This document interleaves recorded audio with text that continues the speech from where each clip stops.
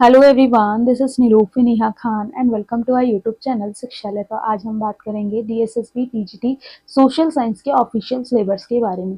जैसे कि दो तीन डाउट्स मुझे देखने को मिले ऑफिशियल सिलेबस को लेकर। एक तो यही कि बच्चों को हिंदी में सिलेबस अवेलेबल नहीं हो पा रहा है, तो आपका जो सिलेबस ऑफिशियल सिलेबस को यहाँ पर आपका बाइलिंगुअल रखा गया है, यानी कि हिंदी और इंग्लिश दोनों ही आपको अवेलेबल कराया जाएगा।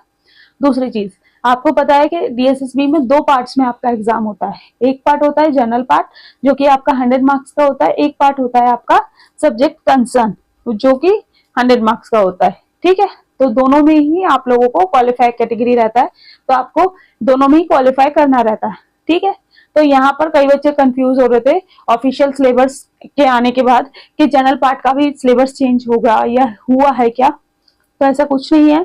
जनरल पार्ट का जो आपका पहले वाला सिलेबस था वही है, और इस सिलेबस में हमने आपके दोनों ही सिलेबस रखने की कोशिश करी है। जैसे कि आपको जनरल पार्ट का भी इसी में ही मिल जाएगा, और पूरा सिलेबस जो रखा गया है वो बाइलिंगुअल रखा गया है, ताकि आप हिंदी मीडियम से हो या इंग्लिश मीडियम से, आपको किसी भी तरीके की परेशानी ना हो। ठीक है, और ये देखिए, अब आपका ऑफिशियल सिलेबस आ चुका है, तो ये याद रखिए कि अब आपके पास है ना टफ कंपटीशन होगा। ठीक है, और एक चीज और याद रखिए, एक दो बच्चे को इस तरीके से कमेंट आए थे, क्या मैम इस बार जो एग्जाम होगा आप लोगों का वो जो ऑफिशियल सिलेबस जो अभी रिलीज किया गया है इसके अकॉर्डिंग होगा, या फिर पुराना जो पैटर्न डीएसएसबी फॉलो करता था उसके अकॉर्डिंग होगा। तो सारी चीजों के बारे में आज की वीडियो में बात करेंगे, और कोशिश करेंगे कि एट द एंड आपके सारे डाउट क्लियर कर सके सिलेबस से रिलेटेड। अब मैं आप लोगों के लिए कोशिश करूंगी कि डे वन से ही आपको कुछ ना कुछ प्रोवाइड किया जाए, ताकि आप लोगों की तैयारी को और बेहतर बनाया जा सके। बाकी आप लोग नोट्स तो अपने आप पढ़ ही रहे हैं, ठीक है, तो उनको करते रहिए। बाकी जो चीजें लगती हैं मुझे इम्पोर्टेंट, वो मैं ऐड ऑन करती जाऊंगी। ठीक है, चलिए तो हम स्टार्ट करते हैं हमारे सिलेबस में। सबसे पहले हम बात करेंगे हमारे हिस्ट्री वाले पार्ट के बारे में। ठीक है, तो हिस्ट्री में जितना कि मैंने आपको पहले भी ये चीज बता रखी थी, जब आपका ऑफिशियल सिलेबस नहीं आया था, तब भी आप अगर चेक करोगे ना, तो ऑफिशियल सिलेबस आने से पहले भी ये सारे टॉपिक मैंने आप लोगों को पहले ही बता रखे थे। तो यहाँ पर वो बच्चे थोड़े फायदे में हैं जो कि पहले से तैयारी कर रहे थे, और कहीं ना कहीं हिस्ट्री वाला पोर्शन तो उन्हें सेम ही देखने को मिल गया। जैसे कि आपका कंटेम्प्रेरी वर्ल्ड में आपका जो औद्योगिक क्रांति, ठीक है, फिर आपका आर्थिक मंदी, ये वाला टॉपिक बहुत इंपॉर्टेंट है। और एक चीज और याद रखिएगा कि हिस्ट्री वाले सेक्शन में ना जितने भी टॉपिक आपके दे रखे हैं, वो हर टॉपिक आपके लिए उतना ही इंपॉर्टेंट है। ऐसा मत सोचिएगा कि आर्थिक मंदी से कम क्वेश्चन आएंगे या फ्रेंच रेवोल्यूशन से ज्यादा क्वेश्चन आएंगे, नहीं। आपको डे वन से हर टॉपिक को उतनी ही इंपॉर्टेंस देके चलनी है हिस्ट्री वाले सेक्शन, क्योंकि हिस्ट्री वाला सेक्शन से अच्छे खासे क्वेश्चन आपके आते हैं। ठीक है, फिर आपका मजदूर और किसान वर्ग के मुद्दे, फिर growth of industries in India, ठीक है, 20वीं सेंचुरी 20वीं शताब्दी में भारत में उद्योग का विकास, ये वाला। और फिर भारत में औपनिवेशिक समाज की विशेषताएं, ये सारे टॉपिक आपके सामयिक विश्व के अंतर्गत आ जाते हैं। फिर इसके बाद आपका फ्रेंच रिवॉल्यूशन में कॉजेज, ठीक है, इवेंट्स, इम्पैक्ट क्या हुआ उसका, और परिणाम क्या निकले। ठीक है, फिर इसके बाद आपका 1857 का विद्रोह। ठीक है, इसमें से आपका बहुत ज्यादातर जो क्वेश्चन पूछे जाते हैं ना, वो एक तो किस किस जगह से कौन लड़ रहा था, ठीक है, या फिर विद्रोह का जो वो कर रहे थे, जो एक प्रतिनिधित्व कौन कर रहा था, कहाँ से। ठीक है, इस तरीके के क्वेश्चन और पूछे जाते हैं। बाकी एक है ना, मैं ओवरव्यू दे दूंगी हर एक सब्जेक्ट का, लाइक हिस्ट्री, पॉलिटी, इकोनॉमिक्स और आपका ज्योग्राफी, के इन टॉपिक्स में भी आप किन किन चीजों पे फोकस करेंगे, क्योंकि प्रीवियस ईयर पेपर को आज भी आपको उतनी ही इंपॉर्टेंस देनी पड़ेगी।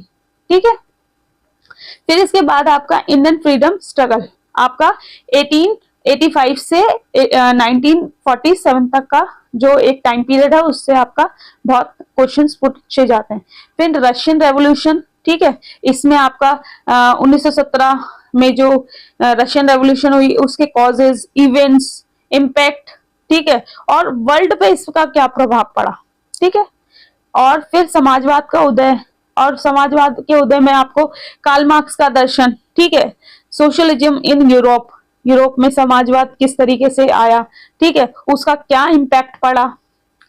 फिर जर्मनी और इटली में फांसीवाद ताकतों का उदय, ये वाला भी टॉपिक आपका बहुत इंपॉर्टेंट है। ठीक है, फिर इसके बाद आपका दो विश्व युद्ध, यानी कि फर्स्ट वर्ल्ड वॉर और सेकेंड वर्ल्ड वॉर, दोनों ही चीज आपके लिए इंपॉर्टेंट है। तीसरी चीज संयुक्त राष्ट्र संघ, ठीक है, यानी कि यूएनओ का स्टैब्लिशमेंट और इससे रिलेटेड जितने भी क्वेश्चन, जैसे कि आपका वीटो पावर से पूछा जा सकता है या मेंबर्स से पूछा जा सकता है, ये सबसे रिलेटेड आपके क्वेश्चंस आते ही हैं। आप अगर प्रीवियस ईयर का एनालिसिस करोगे तो यही सारा चीजें आपको सिलेबस में पहले भी देखने को मिली थी, ठीक है। बट यहाँ पर आपके लिए एक सेटिस्फेक्शन वाली बात है कि हाँ अब आपको सिलेबस मिल गया है, तो अब आपके ये श्योरिटी है कि इससे बाहर नहीं जाएगा, ठीक है। लेकिन ये टॉपिक भी अपने आप में बहुत अच्छे खासे हैं, इनमें अगर आप टाइम देंगे तो अच्छा खासा टाइम कंज्यूम करते हैं। और लास्ट में मैं आप लोगों को बताऊंगी कि आप इन टॉपिक्स को या फिर ये जो पूरा सिलेबस है इसे आप किस तरीके से कवर करोगे इन 2-4 महीनों में, ठीक है। फिर आपका सिविक्स का सिलेबस है जिसमें कि सत्ता का बंटवारा, संघवाद, ठीक है, लोकतंत्र और विविधता, राजनीतिक दल, चुनाव, लोकतंत्र के लिए चुनौतियां, ठीक है, लोकप्रिय संघर्ष और आंदोलन जैसे कि नेपाल, बोलीविया वाला, ठीक है। और फिर इसके बाद बात करें लोकतांत्रिक अवधारणाएं, मुख्य विशेषताएं, स्थानीय स्वशासन, चुनाव, भारत और विश्व में लोकतंत्र, ठीक है, इसकी मतलब क्या स्थिति है लोकतंत्र की भारत में और विश्व स्तर पर। फिर इसके बाद भारतीय संविधान। अब भारतीय संविधान में आपके पास किन किन से, एक तो फॉर्मिंग, ठीक है, कि मतलब जो निर्माण हुआ, फिर अंगीकरण, फिर संस्थाओं की कार्य प्रणाली, मौलिक अधिकार, इन सब से रिलेटेड मतलब ये एक टॉपिक कि भारतीय संविधान अपने आप में काफी बड़ा है। और अगर अभी तक आप लोगों ने देखा होगा ना, तो ये जो टॉपिक है ना आपकी 9 to 12 की, 12th भी 9 to 10th में तो सारे टॉपिक ऑलमोस्ट आप लोगों के लिए इंपॉर्टेंट है। इसके बाद 11th और 12th में कुछ टॉपिक्स आपके लिए वो इंपॉर्टेंट है, एज अगर आप पूरे सिलेबस को देखोगे तो, ठीक है। तो ये वाले टॉपिक्स तो ऑलमोस्ट आपको 9-12th में मिल जाएंगे, पॉलिटी वाले, ठीक है। फिर इसके बाद बात करें ज्योग्राफी की, तो आपका सौरमंडल का परिचय, पृथ्वी की उत्पत्ति। अब यहाँ पर थोड़ा सा इन्होंने सिलेबस को और थोड़ा खोल मतलब क्या कह सकते हैं इलेबरेट कर दिया है, ठीक है। और एक चीज याद रखिएगा कि ये लास्ट मोमेंट पे इसमें मत फंसिएगा कि इतना डीपली इन्होंने सारी चीजें दे रखी हैं तो आप किस तरीके से करोगे, क्या करोगे। हर एक सेक्शन को आपको इंपॉर्टेंस देनी है, ठीक है, क्योंकि आपको ये नहीं पता कि किस सेक्शन से कितने क्वेश्चंस आपसे पूछे जाते हैं। ऑन एन एवरेज हम रेशियो लेके चलते हैं 30 to जो 35 मार्क्स का, ठीक है, एक सब्जेक्ट से। वो उसमें कई बार कम हो जाते हैं, 25 हो जाएगा किसी सब्जेक्ट में, किसी में 20 हो जाएगा, किसी में 40 हो जाएगा। तो डिपेंड करता है कि आपको हर एक टॉपिक को इंपॉर्टेंस देते हुए चलना पड़ेगा, ठीक है। लेकिन कभी भी किसी एक टॉपिक पे बिल्कुल फंस के नहीं रह जाना, ठीक है। कोशिश करनी है कि करते जाओ और उसके प्रैक्टिस करते जाओ जितना टॉपिक आपका होता जा रहा है। फिर पृथ्वी की गतियां, घूर्णन, क्रांति, ठीक है, दिन और रात की घटनाएं, ऋतुओं का परिवर्तन, अक्षांश और देशांतर, समय को ढूंढना, ठीक है, ये वाला टॉपिक आपका। फिर इसके बाद आपका आ जाएगा पृथ्वी का आंतरिक भाग यानी कि अर्थ इंटीरियर। अब इसमें आपको क्या क्या पढ़ना है, महाद्वीप, महासागर, घाटियां, घाटियों की उत्पत्ति, ठीक है, विगेनर का महाद्वीपीय भाव सिद्धांत, ठीक है, प्लेट टेक्टोनिक का सिद्धांत, भूकंप और ज्वालामुखी, वलन और भ्रंश, ठीक है। फिर इसके बाद आपका आ गया रॉक एंड मिनरल्स। अब टाइप्स ऑफ रॉक्स, ठीक है, चट्टानों के प्रकार, मिट्टी का निर्माण, प्रमुख प्रकार और विशेषताएं, ठीक है। इसके बाद आपका अपक्षय, बड़े पैमाने पर बर्बादी, बहता पानी, हवा, ग्लेशियर, ठीक है, ये सारी चीजें आप लोगों की आ जाएंगी। देखिए इन्होंने जो ज्योग्राफी है ना वो आपकी 12th तक की आपकी पूछी है। कई बार अब ये डिपेंड करेगा कि देखिए जैसे कि आप अगर देखोगे ना ज्योग्राफी के टॉपिक्स तो आपके 9th के भी टॉपिक इसमें मिलेंगे, आपको 10th के भी मिलेंगे, आपको 11th के भी मिलेंगे, कुछ टॉपिक आपको 12th के भी मिलेंगे। तो डिपेंड करेगा कि आपको किस तरीके से पढ़ना है, ठीक है। 6th के भी एक आध टॉपिक आपको देखने को मिल जाता है, आपको सारी चीजें डिपेंड करेंगी। तो इसलिए याद रखिएगा, ये ध्यान रखिएगा कि आपको सोर्सेस कौन से इस्तेमाल करने हैं इस टाइम पे, क्योंकि सिलेबस बहुत बड़ा है। अगर आप सिलेबस करते ही रह जाओगे तो फिर एट द एंड आपको प्रैक्टिस का टाइम नहीं मिलेगा। तो डे 1 से आपको क्या करना है, कोई भी टॉपिक करोगे तो उससे रिलेटेड आपको उनके क्वेश्चन आंसर सॉल्व करने हैं, ठीक है। और अगर आप कोई ऑनलाइन टेस्ट सीरीज ज्वाइन करना चाहते हो तो हमारे एप्लीकेशन पे भी आपको DSSB की ऑनलाइन टेस्ट सीरीज प्रोवाइड की गई है, जाके चेकआउट कर सकते हो। 13 या 14 टेस्ट जो है वो फ्री है, पहले उन्हें ट्राई करके देख लीजिए, उससे आपको एक एक्सपीरियंस मिल जाएगा और एक ये भी ओवरव्यू लग जाएगा कि आपको किस तरीके से अपनी तैयारी करनी है, ठीक है। इसके बाद आपका क्लाइमेट आ गया, क्लाइमेट में एटमॉस्फेयर, ठीक है, आप पढ़ोगे। फिर मौसम और जलवायु के तत्व, इंसुलेशन, ताप, बजट, वायुमंडल का ताप, ठीक है, ये सारे टॉपिक आपको पढ़ने पड़ेंगे। फिर इसके बाद आपका आ जाएगा प्रेशर, ठीक है, यानी कि दाब। आप दबाव बेल्ट, हवाएं, चक्रवात, प्रति चक्रवात, वाष्पीकरण, संघनन और वर्षा और उनके रूप, आर्द्रता, वर्षा और उनके प्रकार, विश्व जलवायु में परिवर्तन, वर्गीकरण, ग्रीन हाउस प्रभाव, ग्लोबल वार्मिंग, ठीक है, ये सारे टॉपिक आपको इस वाले एक पर्टिकुलर टॉपिक में पढ़ने पड़ेंगे, ठीक है। फिर आपका वाटर यानी कि ओशंस आ गए आपके, ठीक है, महासागर आ गए, जिसमें कि आपको क्या क्या पढ़ना है, पृथ्वी की सतह पर जल निकाय का विवरण, ठीक है। फिर जल विज्ञान चक्र ये पढ़ना है आपको। फिर इसके बाद अगर बात करें आपका जो महासागरीय पांडुवी, ठीक है, ये सब। फिर इसके बाद आपको जो एक पढ़ना है मैप्स एंड स्केल्स। अब देखिए एक चीज और याद रखिएगा, पॉलिटी और इकोनॉमिक्स और ज्योग्राफी, ठीक है, इनके कई टॉपिक्स आपको सिमिलर देखने को मिलेंगे, ठीक है। तो उसे आप पॉलिटी में भी यूज कर सकते हो उसका, उस तरीके से टॉपिक को, और उसे आप ज्योग्राफी में भी यूज कर सकते हो, ठीक है। तो वो डिपेंड करेगा कि आप किस चीज को कितना प्रेफरेंस दे रहे हो, ठीक है। इसके बाद आपका मानचित्र पर राहत विशेषताओं को दर्शाने की तकनीकें और आकृति, ये सारी चीजें आपकी रहेंगी।